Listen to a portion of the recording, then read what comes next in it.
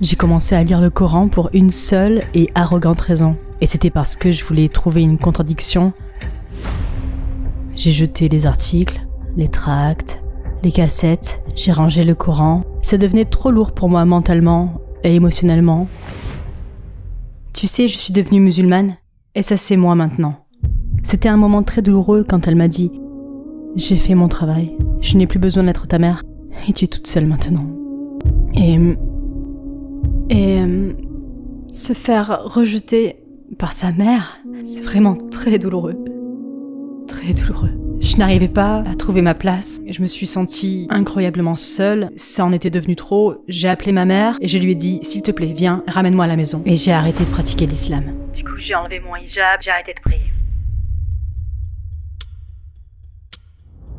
Assalamu alaikum sur Alia Oumrayan. Merci d'avoir accepté notre invitation. Je voudrais commencer par qui est Alia Oumrayan. Peux-tu nous parler brièvement de ta vie? Wa alaikum assalam wa rahmatullah. Je vous remercie de m'avoir donné l'occasion de m'exprimer. Je suis née et j'ai grandi dans l'est de Londres. J'ai grandi dans un quartier qui était majoritairement musulman. C'était surtout un quartier bangladais et donc je voyais beaucoup de musulmans.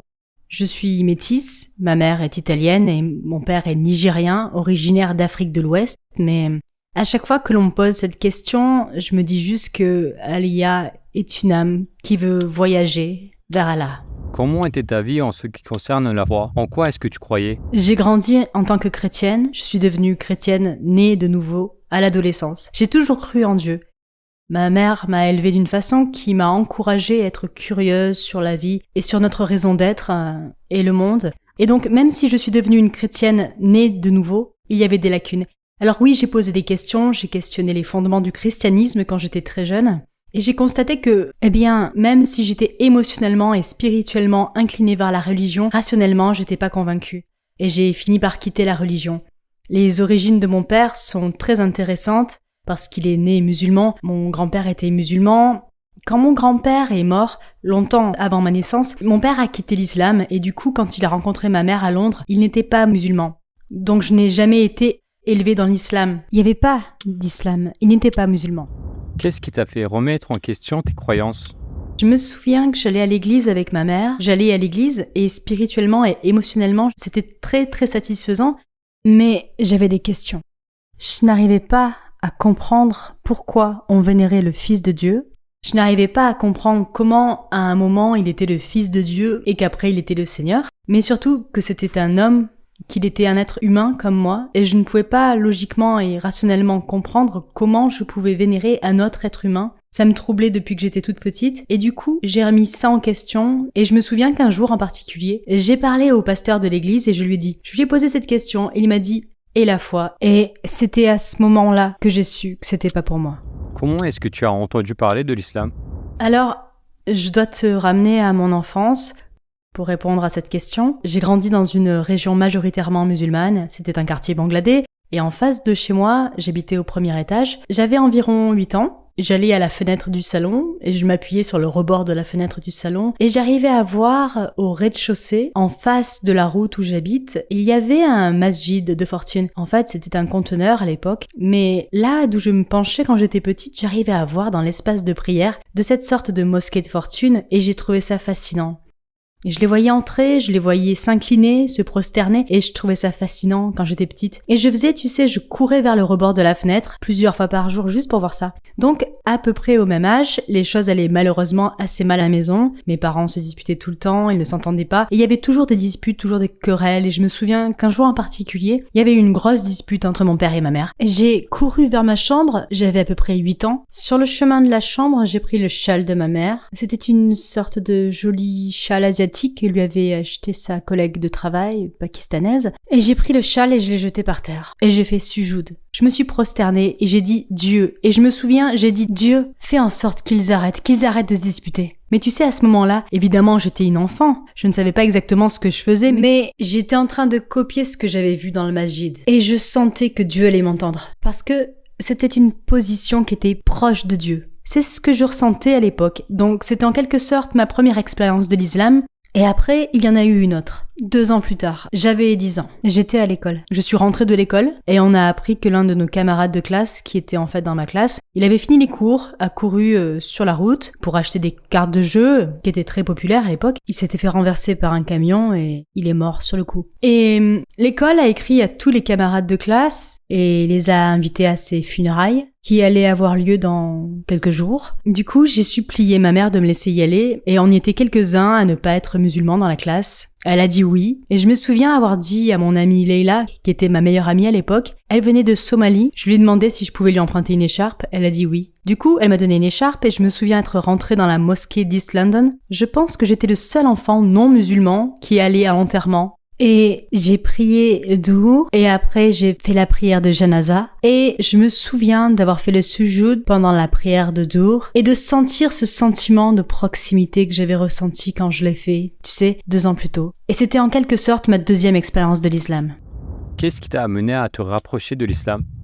Les choses sont devenues plus graves à la maison, considérablement plus graves. Il y avait beaucoup de violences domestiques à la maison. Ça m'avait affecté mentalement et émotionnellement. Et subhanallah. Allah, quand il a mis quelqu'un sur mon chemin, c'était une camarade de classe, au collège maintenant, et c'était une musulmane pratiquante. Parmi toutes les filles musulmanes de ma classe, elles étaient assez culturelles, mais elle était très très pratiquante, et elle vivait quelque chose de similaire à la maison, mais sa situation entre ses parents était en fait bien pire que la mienne. Sa mère était, subhanallah, victime de violences domestiques, elle était souvent battue et pourtant, malgré ça, elle était calme, elle était en paix. Et je me souviens avoir pensé, ta situation familiale est bien pire que la mienne, je suis en train de m'effondrer, mais toi, tu arrives à t'en sortir. Tu sais, et qu'est-ce que c'est? Comment est-ce que tu fais pour t'en sortir? Parce que moi, je suis vraiment affectée par ça. Elle a dit, c'est ma foi qui me permet de m'en sortir. Bon, bien, évidemment, je pensais savoir qui étaient les musulmans, mais j'avais aussi l'impression que l'islam était une religion très arriérée, et j'ai fini par vraiment aimer cette amie en particulier. On était très très proches, on était complètement différentes, je veux dire, j'étais sauvage, un peu folle, tu sais, très populaire. C'était, mashallah, musulmane pratiquante, et pourtant on est devenus très très proches. J'ai commencé à m'intéresser à l'islam, j'ai commencé à lire des articles. À l'époque, j'écoutais des cassettes, j'ai commencé à lire le Coran, pour une seule et arrogante raison. Et c'est ce que je voulais trouver, une contradiction dans la religion pour la sauver. Parce que j'avais l'impression que le hijab c'était pas bien, j'avais l'impression que ça l'empêcherait d'avoir une carrière réussie, une vie réussie, tu sais. Je sentais en grandissant dans la région où je vivais, ce que j'ai vu c'était des hommes qui marchaient 2 kilomètres devant, alors que leurs femmes marchaient derrière eux. Tu sais, c'était les stéréotypes que j'avais. Et donc c'était intéressant parce que d'une part je voyais bien qu'il y avait quelque chose dans cette religion qui produisait ce beau sentiment de paix en elle. Et que d'autre part, ça allait la limiter, ça allait l'opprimer, ça allait la retenir. Du coup, j'ai commencé, et on avait l'habitude de débattre, et tu sais, on parlait régulièrement, et au fur et à mesure que le temps passait, j'ai commencé à être convaincue que l'islam était la vérité. Et ça m'a terrifiée. J'ai commencé à être convaincue, mon cœur a commencé à changer, mon esprit a commencé à changer, je ne trouvais rien. Tout ce que je trouvais, c'était un mode de vie complet. Tout ce que j'ai pu trouver, c'était des preuves scientifiques dans le Coran. Tout ce que j'ai pu trouver dans mes recherches, c'est le miracle littéraire du Coran. Il n'y avait rien. Et ça m'a fait peur parce que même si j'étais jeune à l'époque, j'ai toujours été le genre de personne qui, si j'adopte quelque chose, si je choisis quelque chose, je lui donne 150%. Donc je savais qu'au fur et à mesure que je changeais et que je commençais à être convaincue, que ça voudrait dire que je devais changer de vie. Et ça me faisait peur. Qu'est-ce qui t'a empêché de faire ta shahada et comment as-tu fini par devenir musulmane? Du coup, la peur m'a envahi. La peur régnait en maître à ce moment-là, au point où j'ai arrêté de parler à mes amis. J'ai jeté les articles, les tracts, les cassettes, j'ai rangé le Coran. C'était devenu trop pour moi, mentalement, émotionnellement. J'avais peur de ce en quoi je croyais. J'avais peur de devoir changer de vie. Je ne dirais pas que j'aimais particulièrement ma vie, mais j'étais libre, n'est-ce pas? Et renoncer à sa liberté est une chose très effrayante, surtout quand tu ne sais pas ce que tu pourrais gagner. Et maintenant, je sais ce que j'ai gagné. Du coup, j'ai arrêté de lui parler et j'ai continué ma vie. Et après, je me souviens avoir révisé pour mes examens. Il y a eu un week-end en particulier où j'étais en train de réviser mes examens, mais pour une raison ou pour une autre, je n'arrivais pas à me concentrer. Je ne pensais qu'à l'islam. Tout ce à quoi je pouvais penser, c'était les choses que j'avais découvertes. C'était comme si j'étais bombardée par ces pensées. Sur les preuves scientifiques dans le Coran, l'existence de Dieu, la preuve des messagers, et c'était juste pensée après pensée après pensée. Et du coup, je suis allée me promener là où j'habitais à l'époque, juste pour souffler un peu. Je suis arrivée sur une route que je traversais souvent. Je suis restée là à attendre le feu vert, et le feu vert est arrivé. Et les gens traversaient, je n'arrivais pas à traverser. J'avais l'impression que mes jambes étaient clouées au sol. Et la pensée qui était dans ma tête était, si je traverse cette route, ou en fait n'importe quelle route, et que je me fais frapper par une voiture, et je meurs en sachant ce que je sais vraiment, qu'est-ce que ça voudrait dire pour moi? Et c'est resté dans ma conscience. Pourquoi est-ce que je ne témoigne pas de ce qui est entré dans mon cœur?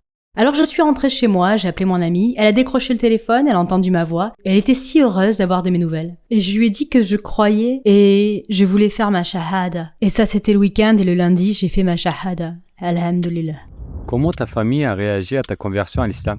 Étant cette sorte de jeune fille très téméraire, tu sais, passionnée que j'étais à l'époque, la façon dont je l'ai dit à ma mère était d'arriver à la maison, de frapper à la porte, et elle qui m'ouvre la porte en voyant mon hijab. Pas la meilleure des décisions, je dois dire. Pas la meilleure des décisions. Et elle m'a regardée complètement perdue. Et j'ai dit, oui, je suis devenue musulmane. Et ça, c'est moi, maintenant. Elle pensait que c'était une phase.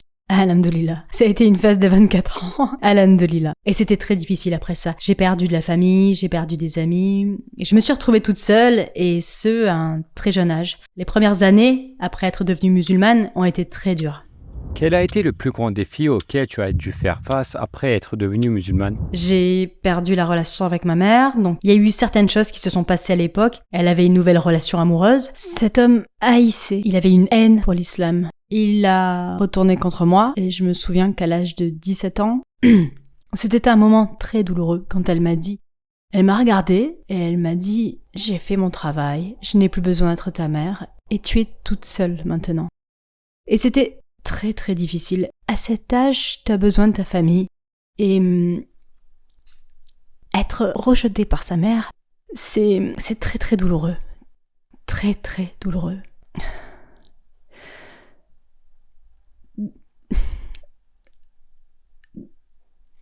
Donc, c'était difficile. Et puis, après ça, de devoir ensuite te débrouiller toute seule à un très jeune âge, trouver un emploi, être seule, et puis plusieurs difficultés que j'ai rencontrées à l'époque et qui étaient très personnelles. Sans le soutien de la famille, c'était vraiment très difficile. Donc je vivais toute seule et j'ai embrassé l'islam par le biais d'un groupe en particulier, un groupe musulman, que j'ai fini par quitter, et puis j'ai fini par aller à l'autre extrême. Je suis donc passée d'un extrême à l'autre. Et pendant que tout ça se passait avec ma famille, je n'arrivais pas à trouver ma place. Et j'étais nouvelle, tu sais, la transition, la crise d'identité que l'on traverse en tant que nouveau musulman. Donc je suis confrontée au rejet de ma famille, je suis passée d'un groupe musulman à un autre groupe musulman, tu sais, en quelque sorte deux extrêmes, aux antipodes, et je n'arrivais pas à trouver ma place. Je me suis sentie incroyablement seule parce que c'était devenu trop, et c'est à l'hôpital que j'ai appelé ma mère. Je lui ai dit, s'il te plaît, viens, ramène-moi à la maison, et j'ai arrêté de pratiquer l'islam. J'ai enlevé mon hijab, j'ai arrêté de prier, je me suis éloignée de la communauté musulmane, je suis restée fidèle à mes convictions par contre, et je pense que je l'ai fait parce que je suis devenue musulmane à cause d'une conviction rationnelle. C'est juste que tous les tests que j'ai subis, c'était trop. Comment as-tu recommencé à pratiquer l'islam? Assalamu alaikum mes chers frères et sœurs. On a vu que 80% de notre audience n'est pas abonnée à notre chaîne. Comme vous le savez, nous sommes une organisation à but non lucratif et les publicités sont désactivées sur nos vidéos. Towards Eternity n'est pas juste une chaîne YouTube, mais aussi une madrasa. Ici, on essaye de s'éduquer et éduquer les jeunes dans l'islam. Donc la seule raison pour laquelle on vous demande ça, c'est pour faire connaître la vérité. Ça peut sembler insignifiant, mais Inch'Allah, ça nous aidera à atteindre des millions de personnes. Maintenant, cliquons sur les boutons J'aime et s'abonner et marchons ensemble vers l'éternité. Comment as-tu recommencé à pratiquer l'islam? Donc j'ai trouvé un travail, puis j'ai déménagé, j'ai continué ma vie, tu sais, j'étais libre. Je n'avais pas à m'occuper de tous les problèmes que j'avais dû affronter en tant que nouvelle musulmane, mais il y avait un vide. Il y avait un vide et il y avait toujours quelque chose qui n'allait pas, tu sais. J'ai passé quelques années comme ça et ensuite le vide est devenu trop grand. Et je savais que c'était parce que je vivais une vie qui ne correspondait pas à mes croyances. Et du coup, j'ai lentement commencé à revenir vers l'islam et je me souviens, tu sais, les gens disent que la shahada a été genre le moment le plus doux de leur vie, mais revenir vers Allah et revenir vers l'islam sans la pression d'un groupe ou sans que quelqu'un me dise voilà ce qu'il faut faire, ça c'est halal, ça c'est haram, ça c'est, tu sais, tu fais mal les choses. Non, revenir à l'islam de façon organique, un nouveau voyage entre moi et mon Seigneur. C'était beau, c'était doux. Je me souviens que je lisais une page du Coran par jour en anglais. J'ai commencé à enrouler mes cheveux, un peu dans un style africain. Et évidemment, ça a progressé jusqu'au hijab. J'ai recommencé à prier et je suis revenue à l'islam et j'ai recommencé à pratiquer. Alhamdoulilah. C'était un bon moment de douceur parce que c'était entre moi et mon Rab, entre moi et mon Seigneur.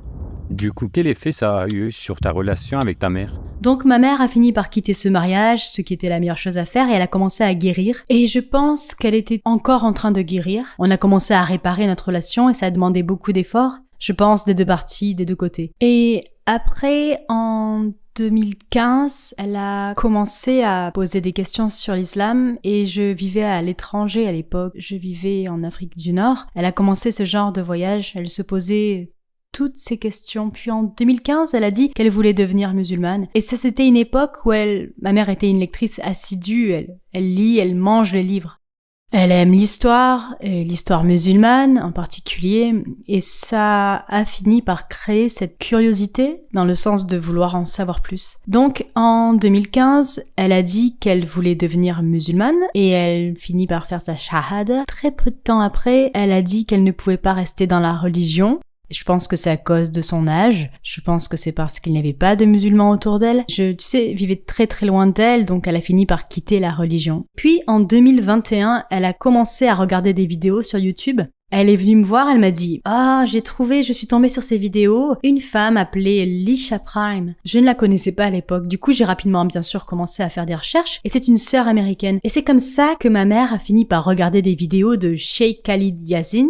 Elle est venue me voir, elle était tellement excitée et elle m'a dit « Je suis tombée sur cet homme, je ne sais pas qui il est, mais il parle à mon âme. Il s'y connaît tellement, c'est quelqu'un qui comprend l'histoire, tu sais, et elle a un penchant pour l'histoire. » Et après elle regardait vidéo après vidéo après vidéo par Sheikh Khalid Yasin et elle venait me voir et elle me disait « Tu sais, j'ai appris ça et tu sais, il a fait cette série sur Jésus, je crois que ça s'appelle Jésus historique. » Et tu sais, elle a trouvé ça fascinant, elle était toujours en train « Regardez. » Elle revenait me voir et je n'ai rien dit. Je me suis dit, je ne sais pas ce qui se passe ici, mais quelque chose est en train de changer. Et je répondais simplement aux questions, rien de plus. Je la laisserai venir à moi. Elle disait, cet homme est incroyable. Donc je me suis donné comme mission de le trouver. Du coup, j'ai envoyé un message. Et j'ai envoyé un message à mes contacts en disant, est-ce que quelqu'un a les coordonnées de Khalid Yasin? Et quelqu'un m'a envoyé vers sa page Facebook. Ouais, tu sais, il a son numéro, son adresse mail. Je lui ai envoyé un email. Et je lui ai raconté ce qui s'est passé, je lui ai dit « Ma mère est tombée sur vos vidéos, ça c'est son passé, c'est ce qui s'est passé en quelque sorte. Je suis un reconverti, je lui ai raconté toute mon histoire. Et j'ai dit « Je sais que vous êtes incroyablement occupé, mais est-ce qu'il y aurait une chance pour que vous parliez à ma mère ?» J'ai envoyé l'email.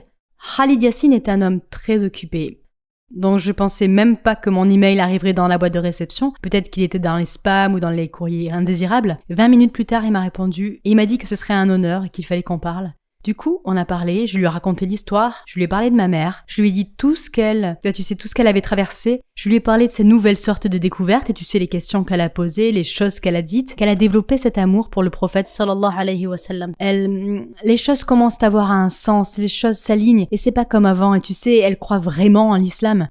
Et il m'a posé une question, il m'a dit quel est le nom de ta mère? J'ai répondu, le nom italien de ma mère est Josefina, mais en Europe c'est Joséphine. Il m'a dit que le nom de sa mère c'était Joséphine, et il dit que sa mère avait 90 ans, et qu'elle est en train de mourir. Et il m'a dit, ta mère, ta Joséphine, est en train d'arriver en islam, alors que ma mère, ma Joséphine, est en train de quitter ce monde. Il a dit, on va faire ça, tu vas lui dire, parce que je me suis dit, comment je vais faire pour qu'elle parle?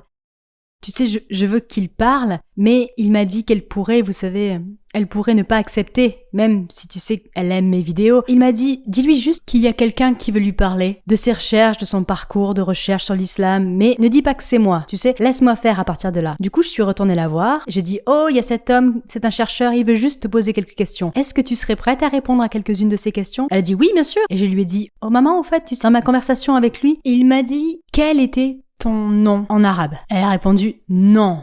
J'ai dit, pourquoi? Et elle m'a dit, ce matin, j'ai eu une conversation avec mon collègue qui étudie l'hébreu et l'arabe. Et je lui ai dit, tu sais comment je m'appelle en arabe? Et il m'a dit qu'il me le dirait plus tard. Et maintenant, tu es là en train de me dire ce que c'est. Elle était là, c'est pas vrai, c'est pas possible. Et ils ont fini par se parler et j'étais dans la réunion Zoom. D'ailleurs, je l'ai enregistré. Et la façon dont il s'est pris, qu'Allah le bénisse, amen. Ils sont en train d'avoir cette conversation, mais pour une raison ou une autre, elle n'a pas reconnu sa voix et elle lui posait des questions et ça a conduit à ce qu'elle croyait et après d'une façon ou d'une autre, il a réussi à lui faire dire ce qu'elle croyait. Et elle croyait qu'il n'y avait qu'un seul Dieu et que Muhammad sallallahu alayhi wa sallam était son dernier messager. C'est ce qu'elle a dit dans la vidéo. Et il a dit, en fin de réunion, il a dit, est-ce que tu sais ce que ski veut dire? Elle a dit non. Et il a dit, ça veut dire Sheikh Khalid Yasin. Elle ne l'a pas entendu et il a répété et elle a dit, non, c'est pas toi! Et il a dit oui. Elle a dit non! Si j'avais su que c'était toi, j'aurais été plus. Tu sais. Et bref, ce qui s'est passé après, c'est qu'ils ont fait quelques réunions Zoom et elle a fini par refaire sa shahada, alhamdulillah. Est-ce que devenir musulmane et porter le hijab a restreint ta liberté? En embrassant l'islam, j'ai obtenu ma liberté. Parce que la liberté, c'est éliminer les chaînes placées par les gens. Lorsque tu te connectes vraiment à ton créateur et que tu te connectes à ton but, tu vis pour lui et tu ne vis pas pour les autres. Et c'est ça, la vraie liberté. Alors, oui, je porte maintenant un hijab et il y a certaines obligations que je dois accomplir pour mon Seigneur. Je suis libre parce que mes décisions, mes choix, où je vais, ce que je fais, ce que je ne fais pas, c'est pour celui qui m'a créé et façonné. Ce n'est pas pour ceux qui sont sur un chemin similaire au mien. Donc oui, je suis libre. Mais certains non-musulmans disent « Non, tu te trompes, on est libre ». Non, parce qu'ils sont esclaves de quelque chose. Et il y a quelque chose qui pousse chacun d'entre nous. Il y a quelque chose derrière la raison pour laquelle on se lève le matin, pour chacun d'entre nous. Ça pourrait être la famille, ça pourrait être ton travail, ça pourrait être faire de l'argent, ça pourrait être tes propres désirs. Mais on est tous esclaves de quelque chose. Mais je préfère être esclave de celui qui est parfait, d'où je suis venu et où je retournerai, que ce à quelque chose qui se terminera comme je le ferai un jour. À une époque, je sentais que l'islam opprimait les femmes, les restreignant, et je me rends compte en fait que l'islam, avec la culture en moins, et je dois le souligner, l'islam, dans sa forme la plus pure, valorise la femme d'une si belle manière, en fonction de ce qu'elle est en tant que femme. Les compagnons du prophète sallallahu alayhi wa sallam ont demandé, tu sais, qui je dois aimer le plus? Quelle a été sa réponse? Ta mère. Il a encore répondu, ta mère. Ta mère.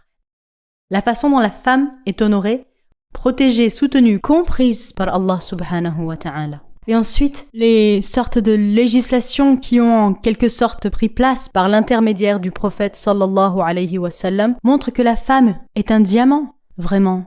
Et sincèrement, quand je pense à l'endroit où j'aurais été maintenant si Allah subhanahu wa ta'ala ne m'avait pas guidée, je sais que je serais perdue. Si j'étais en vie, je me réveille en sachant que je suis censée être ici, j'étais censée exister telle que je suis. Et c'est là que j'attache ma valeur. J'attache ma valeur à mon Seigneur. Quand je fais ça et que je comprends que je me rends compte qu'une femme dans l'islam est libre, est honorée, est soutenue, est protégée et est tenue en si haute estime. Si tu avais la possibilité de parler à tous les non-musulmans du monde, que leur dirais-tu en 1 minute? Je leur dirais qu'il faut qu'il y ait un but derrière le quotidien normal de la vie. Ça, c'est pas tout. Et si tu penses que c'est tout, alors ça doit être la plus triste des conclusions que l'on puisse faire. Parce que cette vie est une montagne russe, c'est plein d'épreuves, c'est plein de difficultés, c'est plein d'épreuves, c'est plein d'injustice, de tristesse. Donc si c'est tout, pourquoi est-ce qu'on a été créé? Je les inviterai à réfléchir, je les inviterai à prendre en compte le cycle de la vie, à prendre une fleur, à regarder comment cette fleur pousse à partir d'une graine et s'épanouit en quelque chose de beau, puis se fane et meurt à nouveau. Je les inviterai juste à se tenir devant l'océan et à regarder les profondeurs de l'océan et que la vie existe dans l'obscurité de l'océan. De prendre une feuille et de regarder les subtilités de la conception d'une seule feuille et de se demander d'où est-ce que c'est venu, d'où est-ce que ça vient, quel est le but de cette feuille. À quoi sert cette fleur? À quoi sert l'océan? Et puis de penser, moi aussi, je fais partie de cette création. Donc, s'il y a une raison d'être pour une feuille et une raison d'être pour une fleur, alors quelle est ma raison d'être? C'est ce que je leur demanderai.